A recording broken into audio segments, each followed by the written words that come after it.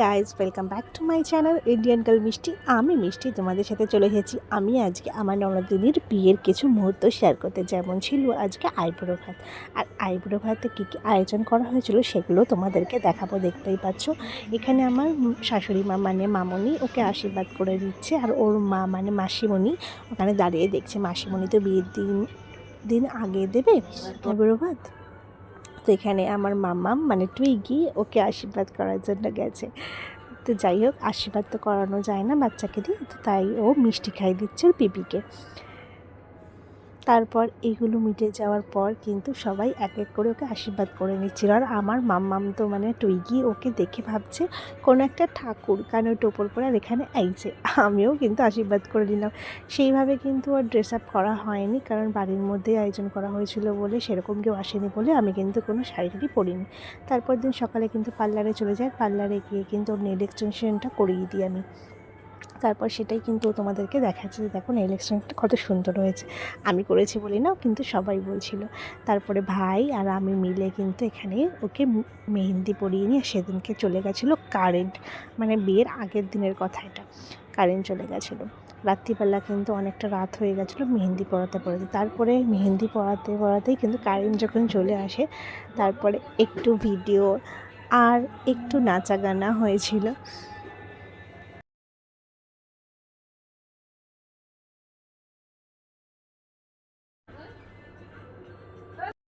তারপর কিন্তু সকালবেলা গায়ে হলুদের জন্য রেডি হয়ে গেছিলাম। আর হ্যাঁ, আমাদের এখানে মানে আমার শ্বশুরবাড়ির দিকে কিন্তু বৌদিকে ঘর ডুবাতে হয়। সব কিছুই তোমাদের সাথে শেয়ার করব।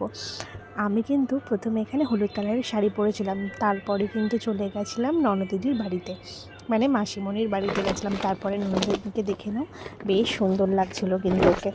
তারপরে কিন্তু ওর সাথে কিছু ভিডিও করে ফটো তুলে তারপরে ওকে কিন্তু মাসিমণি বললো একটু খাইয়ে দাও তো বৌমা ওকে। তো ওকে খাইয়ে দিচ্ছিলাম। তো ওকে লাস্টবারের মতন খাওয়া দাওয়ার পর কিন্তু ও বললো আশীর্বাদের জন্য বসলো। তারপরে কিন্তু হলুদ দেওয়া শুরু হলো, গায়ে হলুদের পর্ব। এখানে কিন্তু মেয়েকে হলুদ লাগিয়ে পুকুরে নিয়ে যাওয়া হয়, সেগুলো তোমাদের সাথে এক এক করে সব শেয়ার করব। এখানে কিন্তু আমরা সবাই গায়ে হলুদ লাগিয়ে নিয়েছিলাম। আর গায়ে হলুদের পরে কিন্তু বেরিয়ে পড়েছিলাম পুকুরে যাওয়ার জন্য। এই যে দেখতে পাচ্ছ, এই ঘরটা কিন্তু আমি ডুবাবো, মানে ওকে আমি স্নান করাবো। তো তারপরে এই যে খুব বৃষ্টি হওয়ার কারণে কিন্তু অনেক ভিডিও নেওয়া হয়নি। এই যে ডুব দিয়ে কিন্তু আমি উঠেছি, আর এখানে কিন্তু সিঁদুর পরাচ্ছে। আর এখান থেকে কিন্তু এই যে ঘরটা আছে, এই ঘর দিয়ে ওকে স্নান করিয়েছিলাম। এবার কিন্তু বৌদির আঁচল ধরে ও যাবে পুরো রাস্তাটা, মানে বাড়ি অবধি। তারপর দুজনকে এখানে কিন্তু বরণ করে নিচ্ছিল। আর ও কিন্তু কোনো কারোর মুখ দেখবে না, কোনো গাছপালা কিচ্ছু দেখবে না, এরকমভাবে ঢেকে যাবে। আর এই যে আমাকে দেখতে পাচ্ছ, সামনে আমি আর পেছনে আমার ননদিনী আমার আঁচল ধরে যাচ্ছে। এইভাবেই কিন্তু পুরো রাস্তাটা যাওয়া হবে। খুব বৃষ্টি হওয়ার কারণে কিন্তু ফটো তোলা হয়নি, তো ঠান্ডাও লাগছিলো বেশ। তারপরে রাত্রিবেলা কিন্তু ননদিনীকে বেশ লাগছিলো বউ হিসাবে দেখতে, বউয়ের সাজে দেখতে। তারপরে বর চলে আসে, তারপরে কিন্তু ওকে নিয়ে যাওয়া হয়।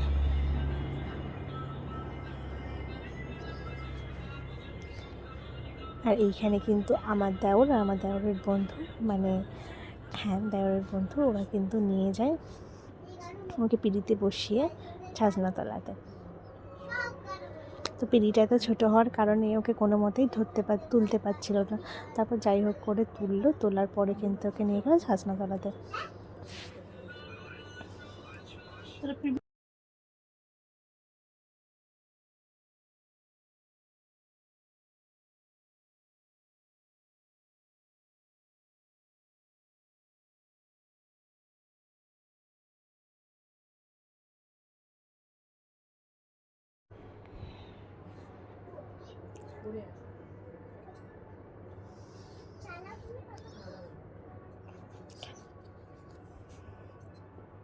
এই যে বরের মুখটা দেখতে পাচ্ছ, এত হাসি, সেটা হলো আমার ননদিনীর জন্যই।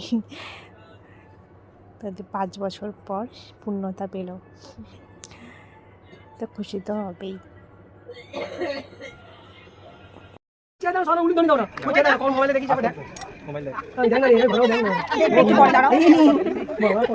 তারপর এখানে হাতে হাত রাখছিল।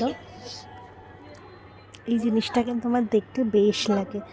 তারপরে কিন্তু ওদের খই পোড়ানো হয়, মানে ওদের না সবারই হয়, কিন্তু এখানে কুলো দেওয়া হয়, কিন্তু জানি না এটা রাখা ছিল বলে এটার মধ্যেই করছিল।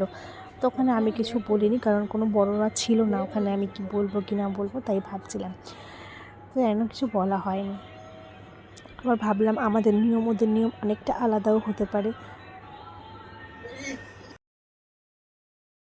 তারপরে কিন্তু সিঁদুর পরানোর সময় আসলো, আর সিঁদুর পরে দেখতে পারবে আমার ননদিনীকে কত সুন্দর লাগছে। সিঁদুর পরলে মেয়েদের মুখটাই কিন্তু চেঞ্জ হয়ে যায়। আর হ্যাঁ, এখানে কিন্তু মেটে সিঁদুর পরায়, তো বেশ লাগছিলো। তারপর নোয়া পরিয়ে দিচ্ছিলো, আর তারপর কিন্তু বাসর রাতে আমরা সবাই মিলে জেগেছিলাম। আর এই যে এখানে কিন্তু কিছু শর্টস নেওয়া হচ্ছিলো, তো ওগুলোই নিচ্ছিলাম ভিডিওগুলো। তারপর দুজন মিলে গান করছি।